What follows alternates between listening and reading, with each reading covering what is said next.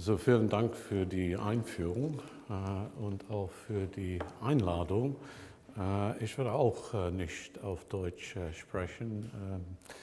Ich habe es lieber ein bisschen zu improvisieren von Notizen und kann das leider nicht auf Deutsch machen. Okay, so my talk is about Germany and the EU crisis. Indispensable leader or obstacle. I was asked to do something pregnant, and I hope I will deliver that. So this really is the structure of what I'm going to talk about that you see in front of you. I'm going to look at German power and the role it's played in European integration, particularly during the crisis years. So looking in particular at the eurozone crisis and at the refugee or migration crisis and the position that Germany adopted during those crises. Looking then both at that sort of international European context, but also then looking at the shifting domestic politics of German European policy, because I think this is raising questions about the role that Germany can play in the future and should we have any further crises, which we hope not, of course.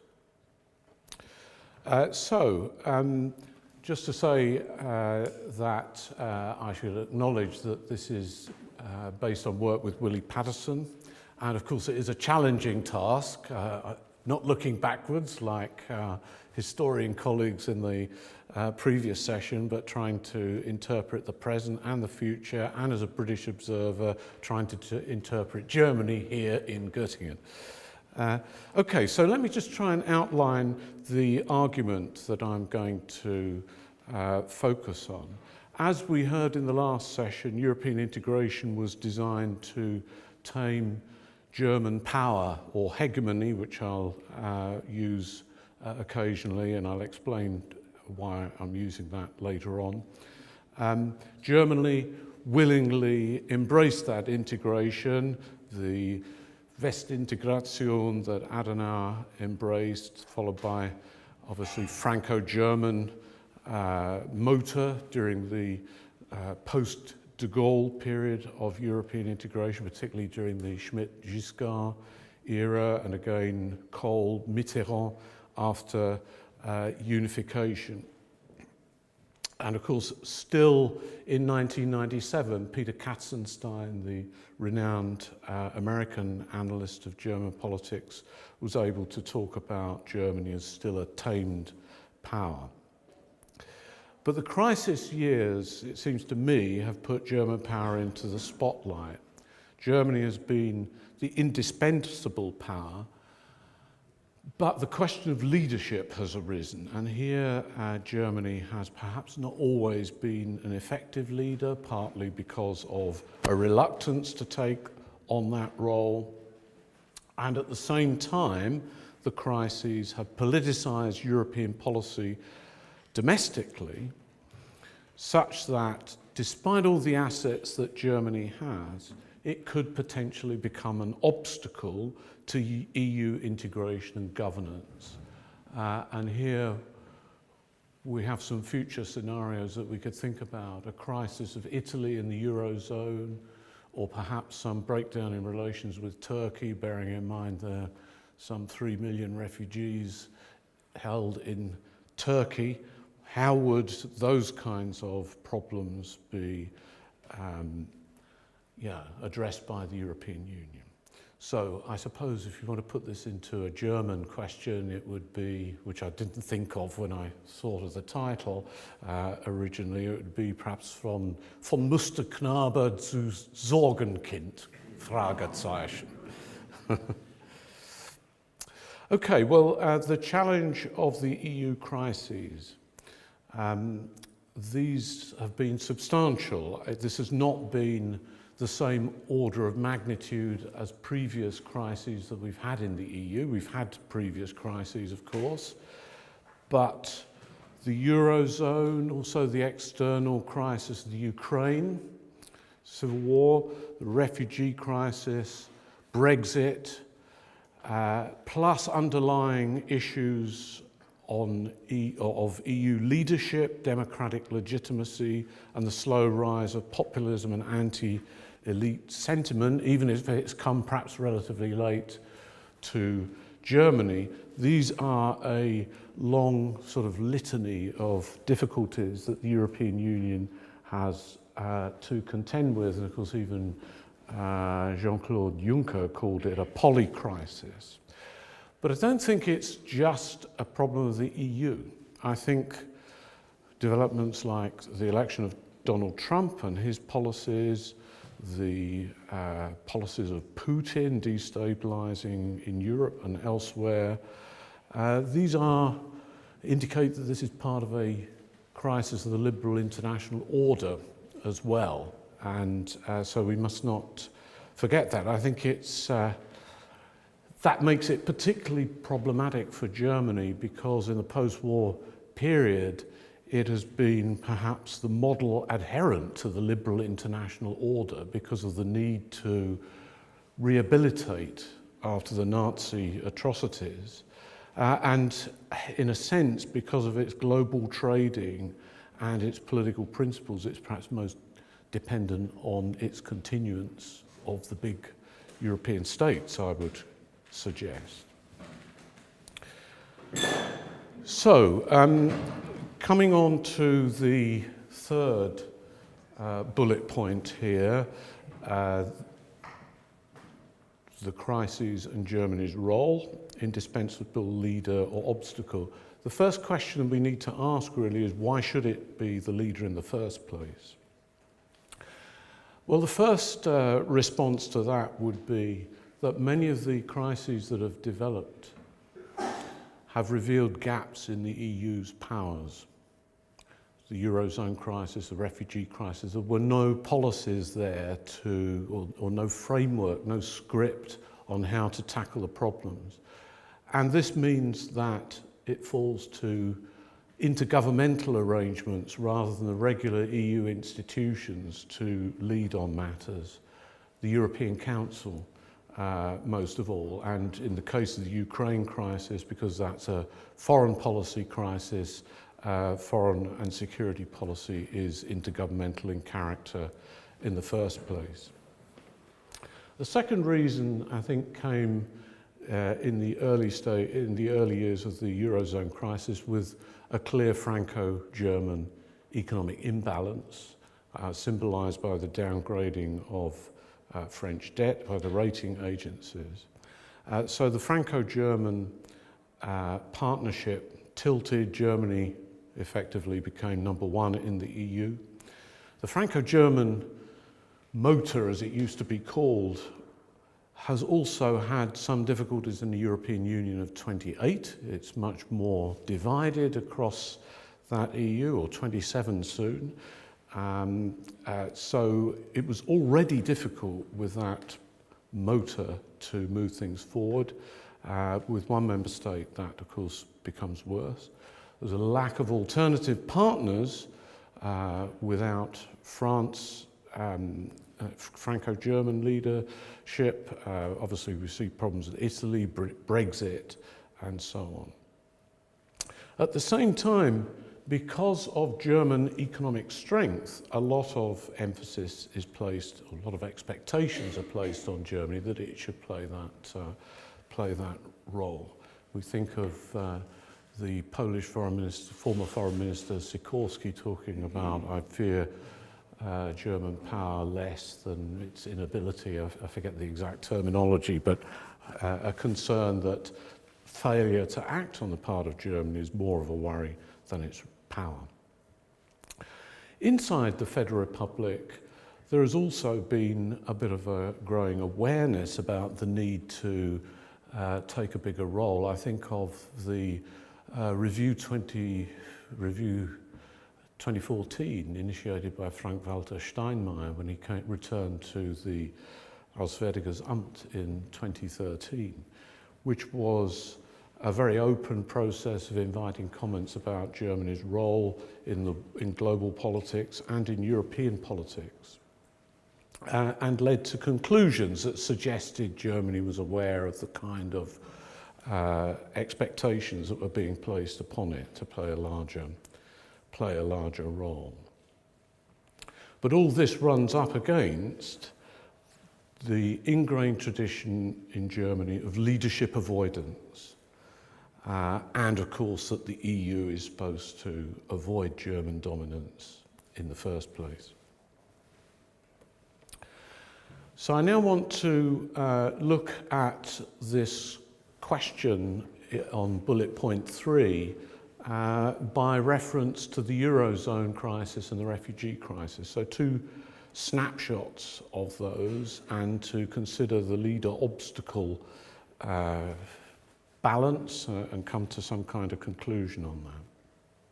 And this is a view, this isn't a British government view or anything like this, this is a view of a British analyst. Now, why should Germany be the leader, or how can we see Germany playing a leadership role in the eurozone crisis? First of all, its economic strength. Merkel's political prestige. A third point I think we can see is the importance of German economic ideas, particularly ordo-liberal inspired policies of establishing rules, as well as the principle of moral hazard that played a big part in German attitudes to the EU and what eventually became the EU's agreed response. A further underpinning for that leadership came from the grand coalition of support in the Bundestag for policy. I'm talking here about grand coalition with small Buchstaben, with small letters, not the grand coalition. And in the early years of the eurozone crisis, there was an effort to have a Franco-German approach, the so-called Merkozy years, where German ideas were most influential, but Sarkozy was able to take them forward as a Franco-German initiative.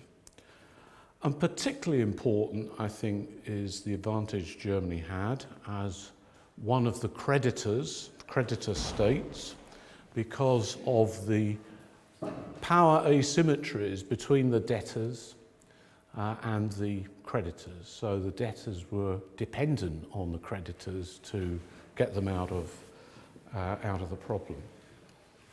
Okay, so that all looks like Germany is stepping up to the plate, as we say in English, but I think there are also some obstacles coming from the German side. First of all, the big trade surpluses that Germany has in global trade and with EU partners are themselves a bit of a source of economic instability in the EU, or at least they don't promote stability. All the burden of adjustment was placed on the debtors. I understand how that came about, but of course it weakened solidarity in the European Union. The moral hazard approach is really take responsibility for yourselves, and of course that leads to political pushback from partner states, from the debtor states.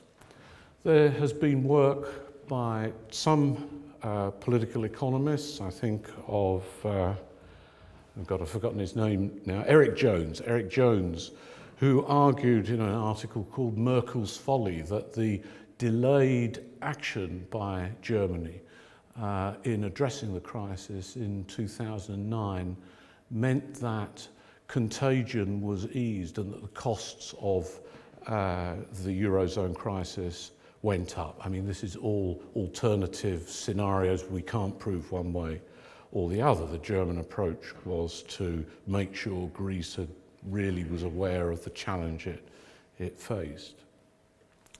Although there was this grand coalition with small Buchstaben, there was, of course, parliamentary dissent in the Bundestag, and this was particularly important during the period 2009 to 13, when there was a centre CDU, CSU, FDP coalition with a small majority. So some of the votes were passed without a councillor majority, without a chancellorial majority, needing the support of the SPD, the Greens and so on. And then there's what Timothy Garton-Ash called the 4Bs, the Bundestag, so that was the Bundestag I was talking about, the Bundesverfassungsgericht, Bild-Zeitung, and the Bundesbank, all of which were kind of critics of German policy and which made it difficult for Germany. Merkel had to tread very carefully with the approach that she took to avoid losing public support. Debtor states' response were a bit of a problem for EU solidarity. And of course, there's a long-term question about how sustainable the solutions are. The rules-based approach works well for export-led states, economies rather than demand-led economies. So longer-term sustainability of the eurozone is perhaps still unresolved. So my conclusion about this particular case is that Germany was a reluctant hegemon, and it was able to adopt that role because of the weakness of the debtors and because Merkel aligned the domestic constraints with her EU diplomacy, and I use Merkel, but I mean the German government more widely. This is a dream for Mrs. May. You can align domestic politics with European diplomacy. Just think of that one. But what if Italy becomes a problem? Then we may be into different kind of terrain, and with the current difficulties of support for the Grand Coalition with big capitals, the current one, then how would an ability to act and tackle that problem, that potential problem, take place? Oops. So now my second take, the refugee crisis. And here I think the situation is rather more concerning. You can see some support for a leadership role. Merkel's initial welcoming humanitarian approach in August 2015. Again, she's the most influential politician. She's got support in the Grand Coalition, capital letters to her left. And later on, once the crisis had really got underway, she did conduct, I guess, what we call successful diplomacy with Turkey in stopping the flow, in contributing to stopping the flow of migrants. But I think the obstacles were more significant. There was limited multilateral diplomacy, if any. I mean, it was basically with the Austrian Chancellor. We had the opposition from Central and East European states to any idea of redistributing refugees. We have critique from the Bavarian CSU government. Following the events at Cologne railway station, we have a shift in public opinion from early 2016, the rise of the Alternative für Deutschland and then its entry into the Bundestag last September. And an ongoing erosion of electoral support for the Grand Coalition parties that we saw, was it just last week or the week before? I've lost track. We're in Bavaria, and we have the election in Hesse coming up next weekend, I think. So here I think we had some evidence of leadership, but without building alliances or having secure domestic support. And that became quickly an obstacle.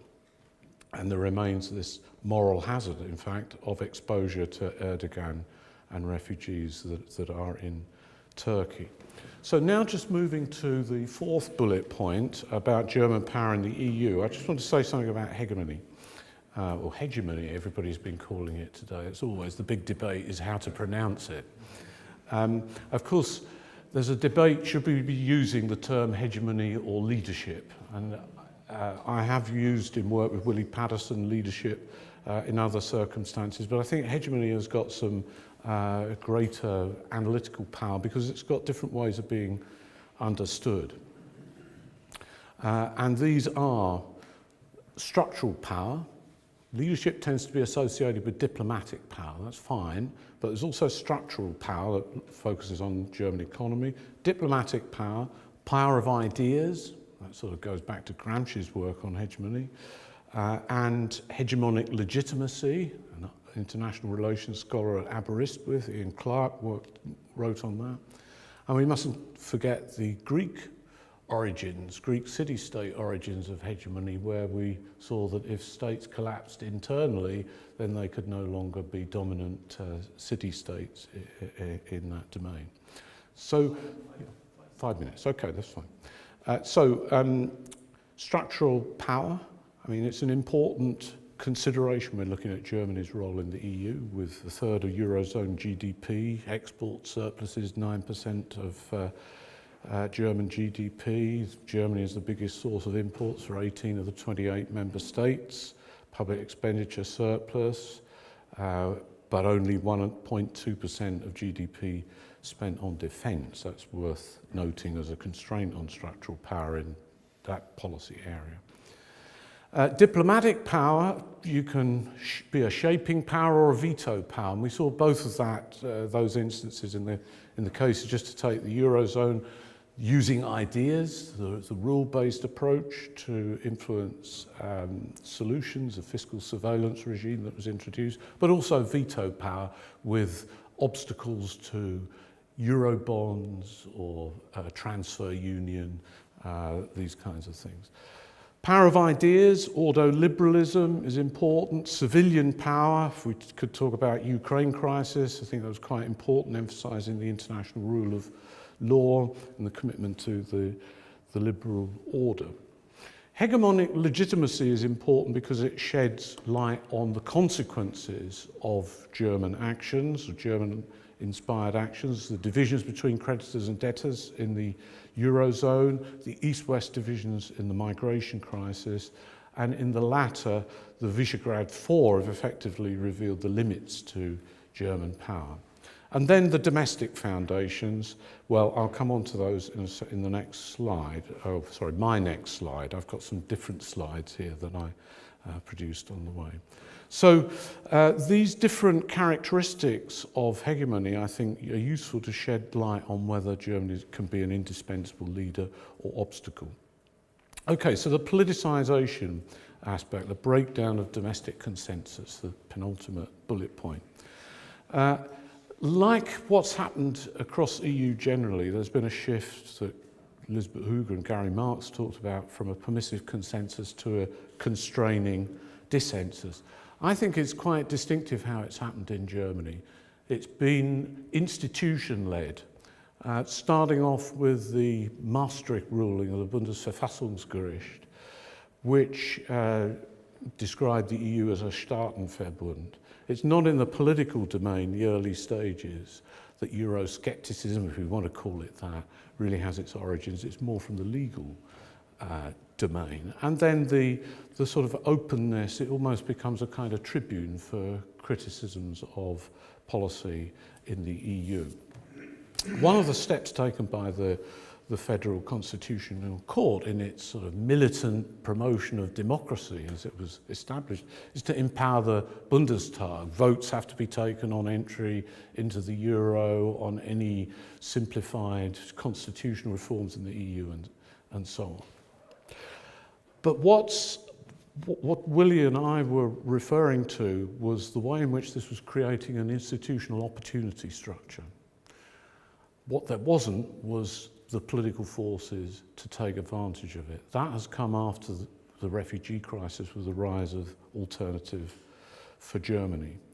Of course, much more strong in the former GDR than in the West. It would be interesting to hear the somewheres, anywheres debate, how that could work in the former GDR territory.